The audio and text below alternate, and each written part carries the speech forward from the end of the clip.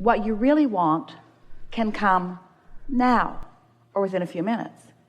Because the reason that you want everything in a manifested form that you think you want is because you believe you will feel better in the having of that.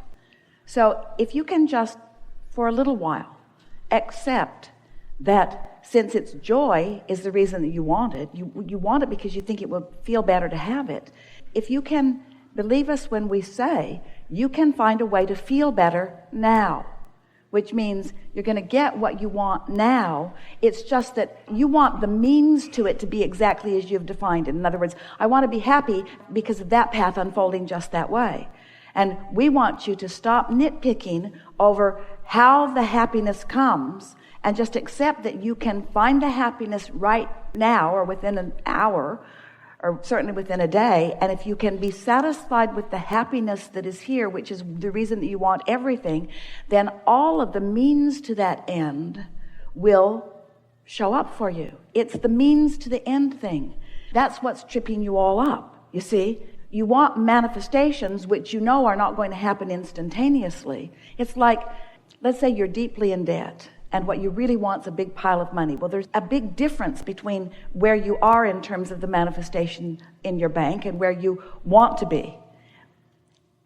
If you could realize that you have the ability to find ease, you can find clarity right now while the money may be a little while in coming. You could find a feeling of peacefulness right now while the money may be a little while in coming. And what happens sometimes is that you've allowed yourself, and it's all right, to be out of balance long enough that there's enough momentum going that keeps what you want from coming, keeps it from actually manifesting. And your belief, a lot of people have it, it's a flawed belief, is that I have to get that before I can feel better. And if you can get that turned around in your mind, first I need that and then I will feel better. I need this before I can feel better. Once I get the job, or once I get the lover, or once I get the whatever, then I will feel better. And that's the flawed premise. If we can convince you that you can feel better anyway, you can feel better anyway, you can feel better anyway. And what puts you off on that is that you think, oh, Abraham, you just want us to feel better so that we can live with not having what we want. And we say, no, we want you to feel better because we know that that is the vibrational path to everything that you want. But what you really want is to feel better, but all of the details will fill in around it once you get there first. So you got to get to the feeling good first, you see. Does that make sense? You're all very quiet out there. We just told you the most important thing that you will ever hear from us or anyone. And you're thinking, yeah, Abraham, I hear you, but I want to get the money out of the vortex and into the bank. All right? That you can achieve again and again and again and again and again. Something I did, I can do again. Something that I liked, I can do it again. It's not difficult, I can do it again. But what I don't understand is I was not aware at the time that I was, like if I had the knowledge I have now, back then when I was in it, I wasn't aware that I was creating it when it happened. I felt... You know, it really doesn't matter what you didn't know before. It only matters what you know now. So what you're saying is, I didn't even know what I was doing, but I was vibrationally in balance, and I didn't even know it. I didn't even know that I was not offering resistance. I didn't even know. But now you know when you are and when you aren't. Now you know. But knowing how exhilarating that feeling is, and then feeling it such a gift. It was such a gift that every single day I was so appreciative. Tracy is Esther's daughter, and one day, years ago, Tracy was in California. She had a job there. Jerry and Esther were in Texas, and Tracy used to try to make her way out to see them frequently, and she tried to time it when there was going to be an Abraham seminar because she liked that. So she called her mother one morning on her way to work, and she was upset, and she said, I really need to come and get my Abraham fix, but I can't schedule it. I can't see a way to it. And Esther said, well, what's going on? And she said, I've lost my mojo. I'm not in alignment. I don't feel good. Things aren't turning out the way I'm used to them. I need to come and get my Abraham fix. And Esther said, why? What is it about that? And Tracy said, I don't know. I just remember being in the audience and listening to Abraham, and I don't even remember what Abraham was saying. And I just had this feeling. I just wanted to jump to my feet and say, yes. I just felt, yes. And then Tracy said, oh, never mind. The feeling came back. All she had to do was remember. She wasn't that far away from it. All she had to do is remember what it felt like. You see, we think that we have you thinking more than is good for you. You want to think. You like the drama of things too. Do you remember feelings of satisfaction? Oh, yes. Esther, when she is looking for a feeling of satisfaction, she remembers being really little. She's not sure how old she was, out between the lilac trees with every blanket that she could bring from the house out there. Her mother was always looking for things, and they were usually between the lilac bushes out there. And Esther remembers just sitting there by herself for hours on end, enjoying being in that little place between the lilac bushes. And Esther can't remember what she was thinking. She just remembers how good it felt being there, how much she liked being there. She could hardly wait for the snow to thaw and the ground to be dry enough that she could drag the blankets out and get between the lilac bushes just to be. Now she thinks about being in the treehouse, or what it feels like to be in conversation with someone who's really easy to be with. You don't have to figure it all out. Just find some touchstone that always feels good to you when you think about it, and use it as your reason to feel good right now. Adjust your vibration by reaching for the feeling. We know that it sounds silly because here you are. You've come to learn to be the deliberate creator of your own reality. We know it should be really hard. It should be hard. There should be long lists of things to do in order to do it. I should be able to get my mind, my weak and limpy mind that's always focused in the wrong place. I should be able to wrestle it with the ground and make it focus upon things that are meaningful to me. And we say, no, that isn't it. That isn't it. All you got to do is find something that's soft and feels good to you. For a while, Esther just focused on her pillow. Just appreciation. My bed. Just find something. But in doing so, before you're going to be willing to do that, we have to convince you that that's the work to be done. Because you're so used to jumping through the hoops and trying so hard and being measured against others and getting it all right. And you've heard all of the stuff about right and wrong and the pros and cons of things. And your very worthiness and beingness is in question in your mind so much of the time. And we say, where do you get this stuff? You are the leading edge, and source energy is adoring you and flowing to you and offering you everything that you could possibly want or need in every moment. And all you got to do is just soften yourself enough to be the receiver of it, you see. Which means you just have to find a soft thought. You just have to stop beating up on yourself for a minute. Just stop feeling critical of what you're not getting done and using what you used to get done successfully. Stop using it as a club to beat yourself over the head about what you're not getting done. It's like saying, oh, I was so thin. I used to be so thin. I used to be so thin and not now.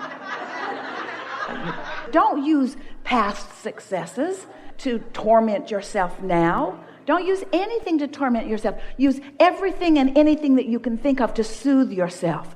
Tell the story the way it feels best to you. I'm a good person. I was born as a good person, and I remained a good person. And I'm loved. I'm worthy, and Source adores me, and Source is flowing to me, and I'm figuring this out, and I don't have to figure it out all at once, and things are all right. And it's getting better all the time, and it's just a matter of the way I feel. I like figuring this out, and I am figuring it out. There's just no big deal going on here. Nothing serious going on. Nothing serious going on.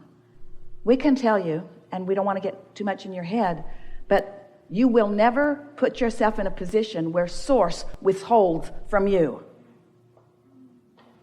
You just put yourself in a position where you don't let it in. And we know that that's what you're doing. Right. And you're almost frantically saying, I know I'm doing this, and how can I stop doing this? And we say, just by feeling around until it feels good and then noting. I felt relief in that thought. That thought felt better. Because it's always better to love yourself than to be mad at yourself. But you can't go cold turkey on loving yourself. If you've got momentum going where you're self-critical or critical of others, critical about anything, you're not going to all of a sudden just drop that. There's momentum going. But you can remember the shrimp that tasted good, and that's a respite. That's relief. You can remember something funny that happened. If you would just get together with friends and talk about the funniest things that you remember happening, your energy would shift. If you would just get hold of some television series, Esther watches Big Bang Theory. Every minute she can find.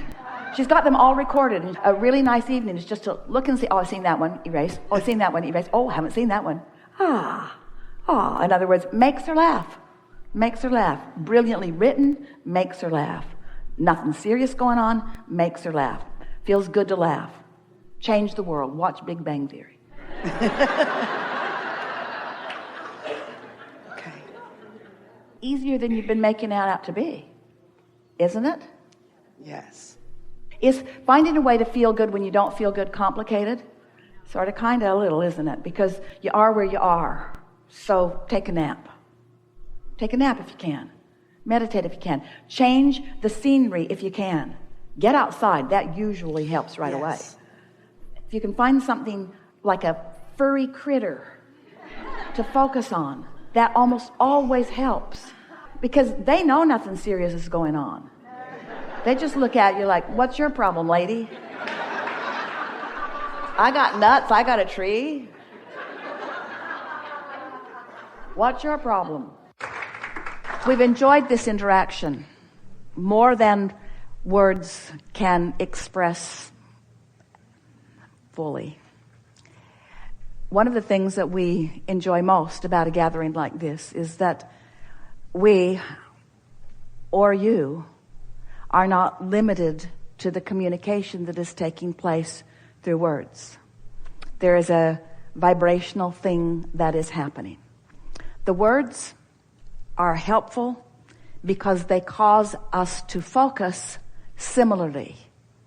And as we focus similarly, then the broader experience of the vibrational knowing and clarity can then take place.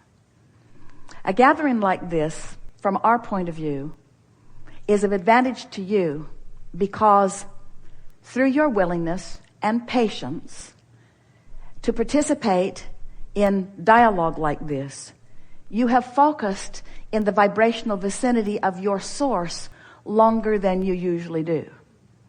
And because of that longer focus, even though we're all sort of in and out of it depending on what's happening in the questions and answers, for the most part, it is a time of sustained vibrational frequency that is in keeping with who you really are.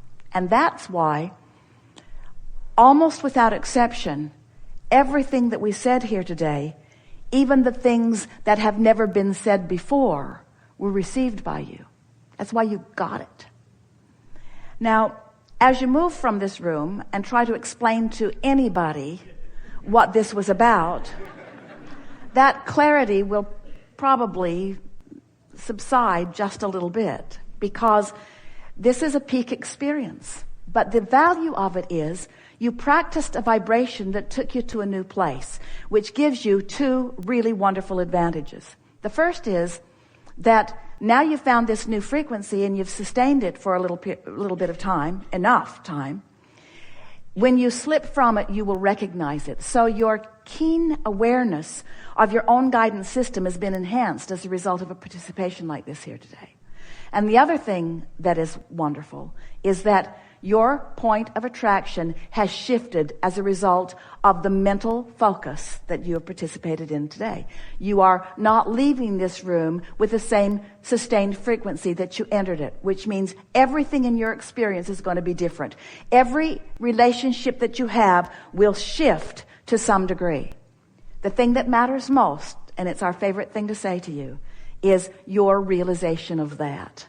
In other words, if you can accept a shift as you have received it here today, acknowledge it is really what we're saying, and then compound the acknowledgement by affirming the evidence of it to yourself, not to others, when it occurs.